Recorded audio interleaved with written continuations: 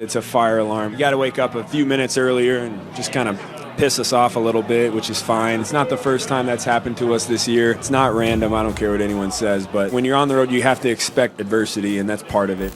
Well, it looks like the NFL keeps just stacking the chips in the Chiefs' favor, with the league having a plethora of reasons now why they'd want the Chiefs to win over the 49ers. And in this video, we will detail all the stunts they're pulling to try to rig it in the Chiefs' favor. And rigged or not, I'm first gonna dive into a detailed Super Bowl 58 preview to see how both teams match up, give my score prediction, look at the final injury report, and more. But first, how about those? First up, today's episode is sponsored by Surfshark, but more on them later because we are just a couple days away now from the biggest game of the season, the 4th Super Bowl appearance in 5 years for the Kansas City Chiefs, which obviously makes that 4 Super Bowl appearances as a starter for Mahomes at just the age of 28 years old. That makes him the youngest quarterback ever to appear in big game number 4, with Tom Brady doing so by the age of 30. Additionally, Mahomes is tied for 3rd in Super Bowl appearances, only trailing behind John Elway and Tom Brady, which is insane. Elway started in 5, winning 2 after losing his first 3. Then, of course, Tom Brady started in 10, winning 7 of those 10. And if KC gets the job done this Sunday, Mahomes will then have his 3rd ring, which would tie him for 4th with Troy Aikman and have him trailing only Joe Montana and Terry Bradshaw, who have 4, and then of course Tom Brady, who has 7. Now, the 49ers are no easy opponent. They're here for a reason, boasting a super team filled with top athletes at their positions, and over the course of the regular season, had both the number 3 scoring defense and top 3 scoring offense. Charvarius Ward, former Chief Alert, has had a great season. Then, of course, Fred Warner is one of the best linebackers in all of football. And then there's Nick Bosa, who recorded the 3rd most pressures in the league, which is nice and all, but Mahomes is the best in the league over the last 5 or 6 years at not allowing pressures to turn into sacks. Another obstacle the Chiefs will need to overcome is the fact that the 49ers defense had 28 takeaways, tied for 5th most, I believe, and led the league with 22 interceptions. Mahomes is coming off a career-high 14 INTs, but has barely even thrown a turnover-worthy pass in the last 4 games. In the playoffs through 3 games, Mahomes has only been sacked twice and has thrown 4 touchdowns to 0 interceptions, with Kelsey, Pacheco, and Rice totaling nearly 800 combined yards in this postseason run. And that should be the plan. Feed Rice, feed Kelsey, and feed Pacheco, who has had at least 65 yards on the ground in the last 4 straight games he's played in.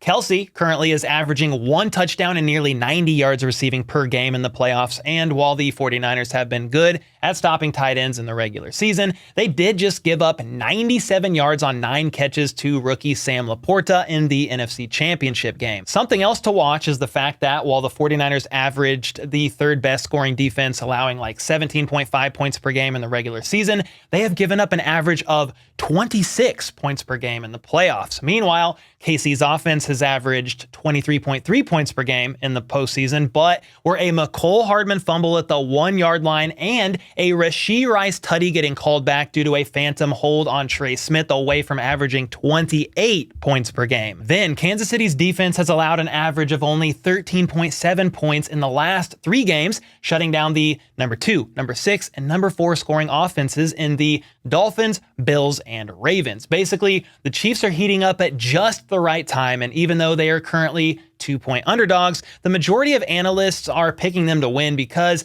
you do not bet against Patrick Mahomes, especially in Vegas at his second home in Arrowhead West. Not only is he 9-3 as an underdog, giving him the best winning percentage of any QB over the last 15 seasons, but he's also 3-0 against the Niners. He played a role in beating them 38-27 in 2018, 31-20 in Super Bowl 54. That was glorious. And then 44-23 in 2022. Something to note about the last matchup, though, is the 49ers still had Jimmy Garoppolo attempting to sling it, and Christian McCaffrey was just traded for a few days before their matchup. And speaking of McCaffrey, we got to flip sides to talk about the 49ers' high-powered offense against the Chiefs' elite defense. But first, today's video is sponsored by the award-winning VPN Surfshark. And with Surfshark, you can change your virtual location, which will allow you to bypass censorship everywhere. That means you can unblock blocked websites and bypass geo restrictions. And the fact that Surfshark has over 3,200 servers in 100 countries, that could be helpful for some of you this weekend regarding the big game on Sunday, depending on where you live, or if you are on vacation in another country, because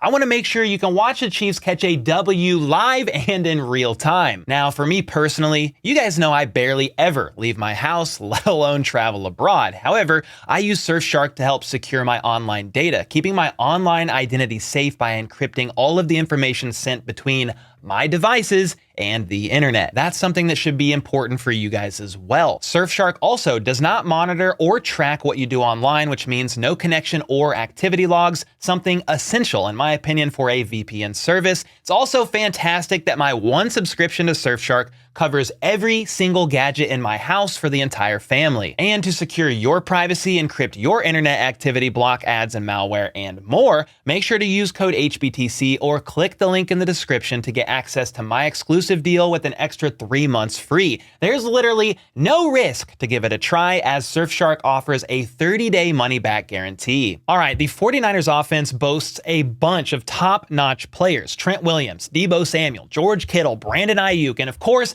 Christian McCaffrey, the Offensive Player of the Year. Deebo Samuel led the team with 89 yards receiving in the NFC Championship game. Kittle is dealing with some sort of mysterious toe injury that they don't really speak on, but he still had over 1,000 yards on the year and is definitely playing in this game. Ayuk led the team in the regular season with over 1,300 yards receiving, and CMC had over 2,000 yards from scrimmage along with 21. Yes, 21 scores in the regular season. He's racked up 4 more as well through 2 games in the playoffs, and this is going to be the man the Chiefs have got to sell out to stop at all costs. This is a weakness of the Chiefs defense, as they allowed 4.5 yards per carry this season, with McCaffrey averaging 5.4 yards per rush himself. Then in games where CMC runs for 75 yards or more, the Niners are like 12-1. However, the Chiefs are 7-0 if they hold a team's rushing attack under 110 yards. So the battle of the trenches here is going to be extremely important.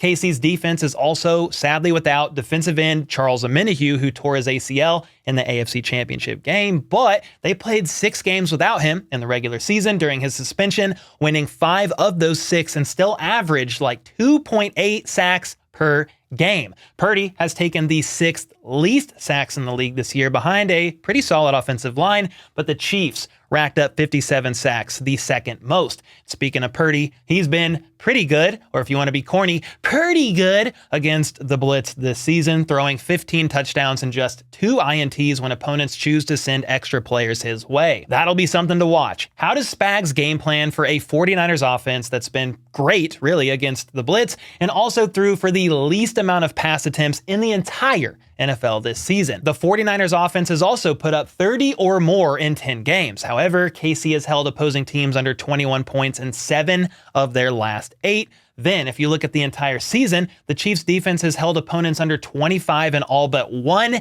game. The 49ers defense, on the other hand, has given up more than 21 points in each of their 2 playoff games. And that's very interesting to me, because the Chiefs are 10-0 if they score at least 21, with every loss coming after KC's offense couldn't score at least that. Therefore, if the Chiefs can put up around 21, they will most likely win this game, in my opinion. Another thing to note is that in a game where every point matters, something to watch is going to be San Francisco's special teams unit, as kicker Jake Moody has missed a field goal in each playoff game. Meanwhile, Harrison Balls of Steel Butker is 7 for 7 on field goals, as well as 7 for 7 on extra points this postseason. And with all that being said, I have the Chiefs winning their 3rd Super Bowl in 5 years by a score of 24-17. I think the Chiefs defense will show up with a great game plan and stifle Purdy just enough. Christian McCaffrey is an absolute monster, but he cannot do it alone. And if the Chiefs are able to go up early in this game like they did against the Ravens, Spags and company is going to feast. Of course, KC's offense also needs to play an extremely efficient and extremely clean game with no big mistakes, like a Hardman fumble at the 1-yard line resulting in a touchback, and Mahomes can't afford to throw any INTs against a team that has been incredible at collecting them. So Playing smart above all else on offense is key. The 49ers have also struggled against the run in the playoffs, and therefore I think Pacheco is going to have himself a big game, which is only going to help KC's offense open up the passing game. Question is, who aside from Rice, Pacheco, and Kelsey is going to also step up and make a couple plays? Could it be MVS? He's the one that's been doing it, so we shall see. But hey, these are just my thoughts on the game, and I would love to read through yours. So make sure to give me your score predictions and key things to look for in the comments down below. And then the NFL seems to be doing all they can to tip the scales in favor of the Chiefs winning the Super Bowl. First, we can't forget that the Chiefs somehow get all the calls, even though the refs missed a Chris Jones trip in the end zone that should have resulted in a safety, and a phantom Trey Smith hold negated a Rashee Rice touchdown in the AFC Championship. And I don't even know what to do about the fact that the Chiefs have one of the most lopsided penalty differentials in the entire league this year when you look at the penalties they get in games compared to their opponents, with their opponents not only having the second fewest penalties when facing KC, but also the third fewest yards. Then, of course, Taylor Swift's association with Travis Kelce has generated an equivalent brand value of $331.5 million for the Kansas City Chiefs and the NFL. So, of course, they want the Chiefs to win, so even more money can be milked from her fan base. And if that wasn't enough, the NFL's woke agenda will even end up with Swift endorsing a certain presidential candidate after the game is over. And as crazy as that one sounds, Andy Reid was actually asked about this conspiracy at the podium this week, and I'm not even going to get into that one because I lost brain cells just hearing the question being asked. Then, this week specifically, we can't forget that the NFL was extremely unfair about the practice fields, letting the Chiefs have the better Raiders practice facility, with the 49ers college practice field being a bit too soft for their liking. Never mind the fact that the NFL has AFC and NFC teams flip-flop who's the home team and the away team every year, and the Chiefs practiced at a college field for Super Bowl 57. Then it just keeps going because the hotel that the 49ers are staying at, the fire alarm went off on Thursday morning around 6 a.m., went off for about 10 minutes straight before the hotel was able to shut it off. The guests, I guess, didn't have to leave as it was found out to be a false alarm, but some 49ers players, of course, were unhappy about this, which only adds to the very long list of other excuses I already mentioned they will have if they end up losing because it's rigged in the Chiefs' favor. Apparently, Christian McCaffrey and Nick Bosa were both at least slightly agitated about the fire alarm, even during their afternoon media engagements, with McCaffrey making it clear he didn't believe the alarm was set off by accident. Quote, "I think there's no way it's random. It's part of it. It just throws more wood on the fire." It's not random. I don't care what anyone says, but when you're on the road, you have to expect adversity, and that's part of it. Even CMC's mom reportedly suggested the alarm could have been set off by an employee from Kansas City.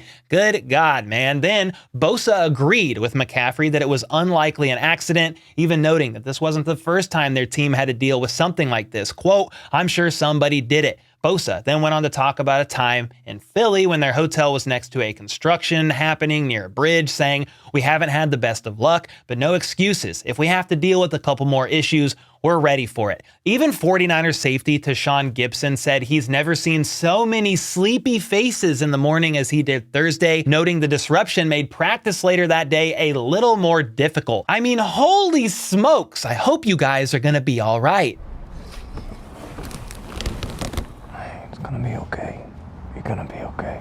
And while I was obviously trolling around in this segment about the NFL rigging all of this in the Chiefs' favor, this is actually believed by real people that live in this world, 10 foil hat wearing losers that are definitely chomping at the bit with all of these dumbass conspiracies. And before we get out of here, I did want to take a look at the Chiefs' final injury report. At the time of recording this video, the 49ers isn't out, but the guys that are on it, Kittle, Eric Armstead, the heavy hitters, they were limited all week in practice, but they're going to be playing. I have no ifs, ands, or buts about it. Now for the Chiefs, their final injury report, they got 2 players listed as out, with one being left guard Joe Thuney. Not really a surprise, so Nick Allegretti is definitely the next man up. He did a great job in the AFC Championship game, and I expect that to continue.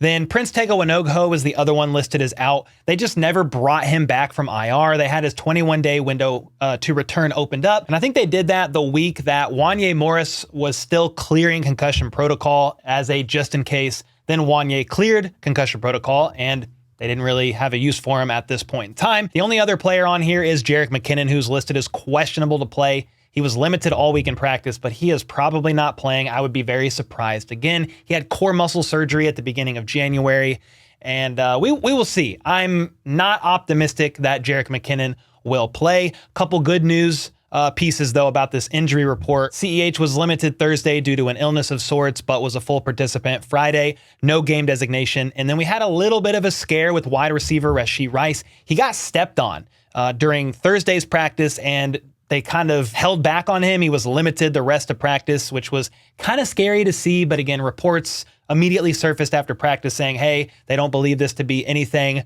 other than precautionary. He was then a full participant on Friday, no game designation. Good to freaking go. So I'm stoked for this game. Hope you guys are too. 2 days time, I'll be streaming it, live play-by-play reaction. Hope to see you there. Thanks again to Surfshark for sponsoring the video. Don't forget to click the link in the description to get a solid discount. And until next time, let's go. Let's freaking go. How about those?